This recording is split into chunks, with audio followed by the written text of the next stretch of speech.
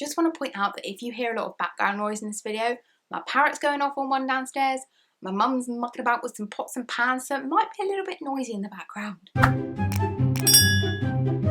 Hello everybody, it's Charlie and welcome back to my channel, or welcome to my channel if you're new.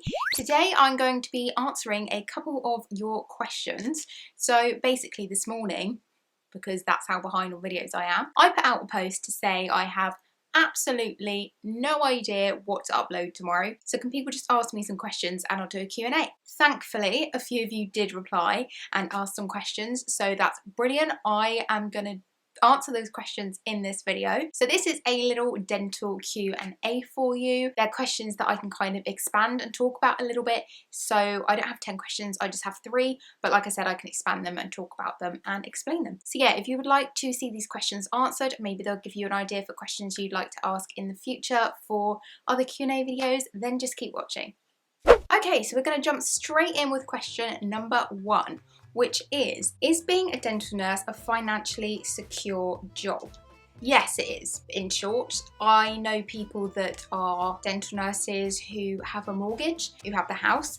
However, that's also supported by a second income. So if you're thinking about going out and buying a house, or having a big spend out on something like a mortgage, I don't know if it would be sole dental nurse income would be able to cover that whole thing. Now, I personally don't have a mortgage, I don't have a rented house, I still live with my parents. So for me, yes, dental nursing is financially secure, unless you're actually doing what I'm doing and doing a 0-hour contract and then a massive pandemic hit and you can't work. So no for me. But in general, that's very rare. That is literally like a 1 in a million thing. Even to get a 0-hour contract as a dental nurse, I've just been incredibly lucky that my practice have allowed me to do that and have this flexibility to be able to do my acting work on the side. It's really hard to say absolutely yes 100% or absolutely no 100%, just because I'm not in a position where I do need to be financially secure.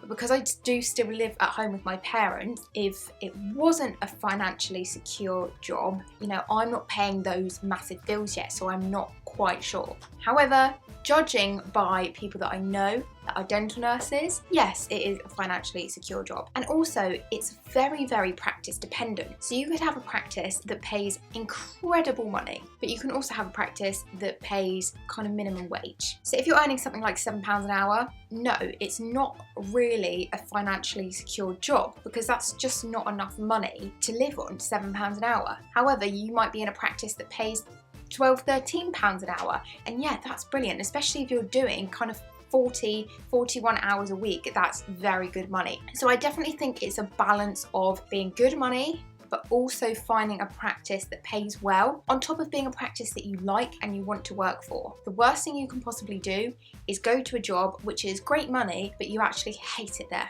I might be alone in saying this, but I would rather be happy and not have as much money than have loads of money and just be miserable all the time at work. Because I think that is a massive thing for going to work. You spend more time with your work colleagues than you do with your own family, so you have to like them, you have to get on with them. So if you're in a place that you really like and you really like your colleagues, that counts for more than money, in my personal opinion anyway. But jumping back to the question, is dental nursing a financially secure job? In my opinion, yes, but it's very practice dependent. I do still believe that dental nurses should be paid more than they get, just because you have to qualify to be a dental nurse. You have to go to college, you have to have a qualification for it, you have to be on a legal register, whereas there's jobs out there that pay more than what I'm on that need no qualifications. So in that respect, I do feel like dental nurses should be paid a bit more, and also for the job we do. We do have big fees to pay to be a dental nurse: indemnity insurance, GDC registration.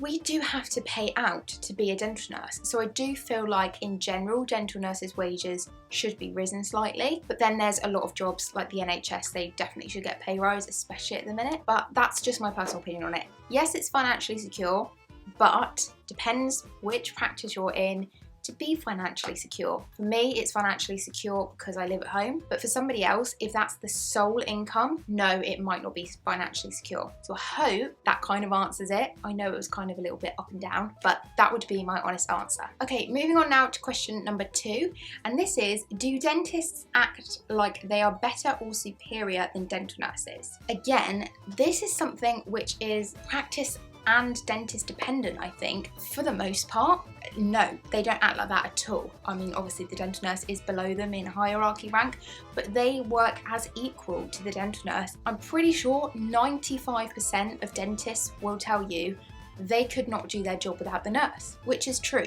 We do the suction, we do the mixing of things, notes a lot of the time. Every dentist, I believe, would struggle without a nurse in the room. We do a lot. We don't just sit at the computer and type in numbers. We do a lot more than that. But like I said, we obviously do work lower than the dentist.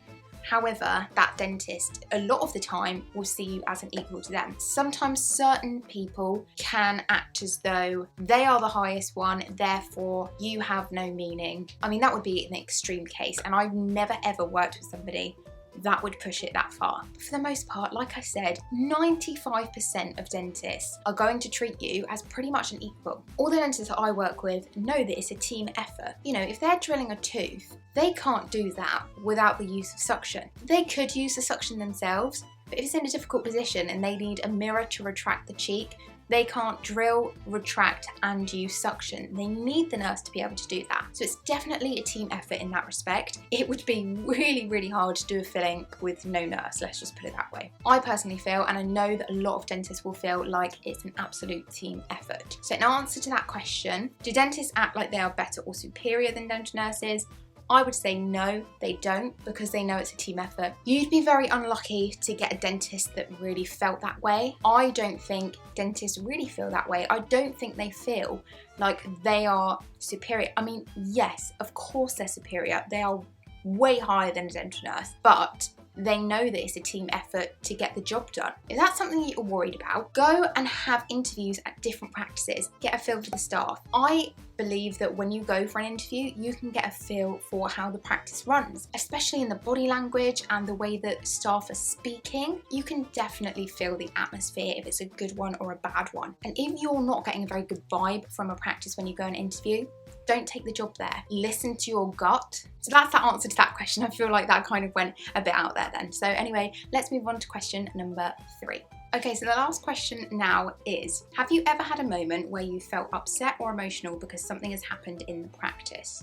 The straightforward answer to that is yes. You probably will have multiple moments like this, and this could be ranging from anything. This doesn't necessarily have to mean that you're emotional because somebody's targeted you. It could mean you're emotional because either a patient that you were very fond of and were very nice, they've passed away. So you can have emotional moments like that. You can also have emotional moments or be upset because of the way that patients treat you. I have had somebody treat me horribly before. Basically what happened, I'm just going to explain the story because it'll be easier. He had rung up for an emergency appointment, but he'd rung up at some point in the afternoon, like 3 or 4 o'clock or something. So I advised that what he would need to do is to ring at 8:30 the following morning so that we can allocate him an emergency appointment for the next day.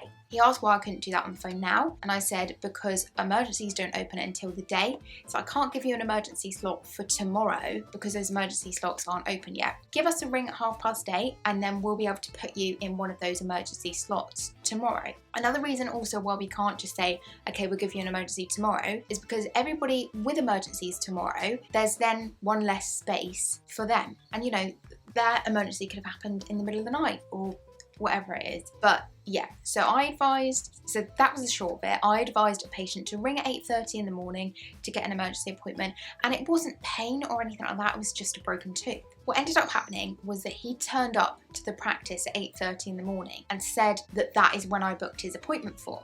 Now, that wasn't the case, and I know that this wasn't the case because it's not logical to have emergency appointments at 8:30 in the morning. So, like I said, he turned up at 8:30 in the morning, and there was a bit of a kerfuffle with the girls downstairs. I wasn't downstairs at the time, I was actually upstairs, and somebody came to me and they said, did you speak to, let's call him Mr. X for the purposes of this video, did you speak to Mr. X yesterday? And I said, yeah. And they said, well, what happened? So I explained, you know, I told him to ring at 8:30 this morning because he had an emergency, but he didn't ring until yesterday the afternoon, so we couldn't fit him in. My colleague said to me, well, they're downstairs saying that you told him 8:30 this morning. So I said, right, I'll go and deal with that then. So I went downstairs and I said, okay, Mr. X, what's the problem? And he said, well, you told me to come in. So I apologised and I said, I'm ever so sorry, Mr. X. I did say to ring up because we don't have emergency spaces at 8:30 in the morning. And he went mad. He got very, very angry. What had happened in the meantime before I came downstairs is that the girls on the desk had booked him an appointment for something like 10 o'clock that morning, so he just had to come back at 10 o'clock. But he got very, very angry because he was adamant that I told him to come in at 8:30. Now, I would put my life on it that I didn't say that because I'm not trained to say that. At this point, I'd probably been doing nursing for maybe 4 years. In that whole time, I'd never, ever said that to a patient. So I could happily put my life on it that I did not tell him to come in for 8:30 in the morning. He went to storm out, obviously knowing that he had to come back later in the day for an appointment, turned around to me and pointed a finger and said, do you know what? It's people like you that don't know when to admit you're wrong, and then just walked out. And I was honestly gobsmacked. I hadn't done anything wrong. I'd given the right information. He was completely in the wrong and there was no need for him to speak to me like that because I apologised to him. But what does he mean by people like you? Because I could take that to mean a few different things. Either that I'm very young, that I'm in a job which a lot of people expect is well paid and well respected. It could mean that I am female. It could mean a lot of different things. I don't know what he specifically meant by people like you, but I thought that was very personal and it was hurtful and I'd done nothing wrong. And the fact that I then had to see him later that day and treat him for an emergency appointment just upset me even more. I can't see in dentistry that you would never have an emotional moment or an upset moment. There are times that you feel like that. But like I said, this doesn't always mean that a patient has been horrible. It could be a multitude of different things. So in answer to that question, yes, I have had moments that have made me emotional and made me upset. That was the one that really sticks out in my mind as being the worst, and it upset me for a long time. But you do learn to kind of get over it. These things happen, and a lot of people say just don't take it personally. That's very, very hard to do, especially if you are someone that takes a lot of things personally, which I am, but you do eventually get over it. Anyway, I think that pretty much brings me to the end of this video today. I hope that answered those questions for you guys. I know that 2 of them were a little bit kind of 50-50 and practice dependent and people dependent, but they're, in my opinions, the way that I view it. So I hope that's helped a little. Like I said, if you have any more questions for future Q&As, pop them in the comment box below. And also, guys, I'd really, really appreciate some help in video ideas because I have none. Literally have no ideas whatsoever. So if you have some, please pop them in the comment box. The only thing that I won't do is a video on ROE because I don't know it. I didn't do it when I was at college, so I don't know what to say about it because I don't know what it is. But other than that, please ask away and I will try my best to film them if I can and I know what they are. But if they're questions, obviously do another Q&A in the future. Anyway, I'm going to stop rambling today now. I really hope you guys enjoyed this video. If you did, please give it a big thumbs up. Click that subscribe button down below and then click the little bell next to it and that will notify you when I next upload. And I will see you guys in my next video. Bye!